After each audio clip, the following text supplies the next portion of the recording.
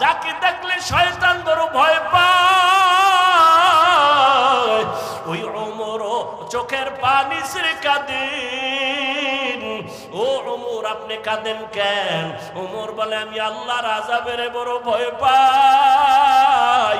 হাসরের কঠিন সময় সূর্যের গরম, জমিনটা হবে তামা, জাহান্নামের আগুনের গরম। ওদিকে আমার আল্লাহ পাক রাগান্বিত আওয়াজ দিবেন, লিমানিল মুলকুল ইয়াউম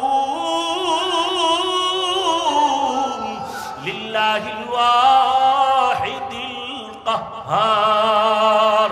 আল্লাহ বলবে, ও দুনিয়ার নেতারা, ও টাকাওয়ালা, ও ক্ষমতাওয়ালারা, আজকে এই ময়দানে তোমাদের রাজত্ব কই? দুনিয়াতে কত বাহাদুরি করছো, নেতাগিরি করেছো, আজ আমার আদালতে দাঁড়াও। নবী বলেন, আমার আল্লাহ রাগান্বিত আওয়াজটা যখন দিবেন, হাসরের ময়দানটা থরথর করে কেঁপে উঠবে। নবীদের চোখের কোঠায় পানি, সমস্ত হাসরের মানুষগুলো উলঙ্গ দাঁড়ানো থাকবে, নারীরাও উলঙ্গ, পুরুষেরাও উলঙ্গ।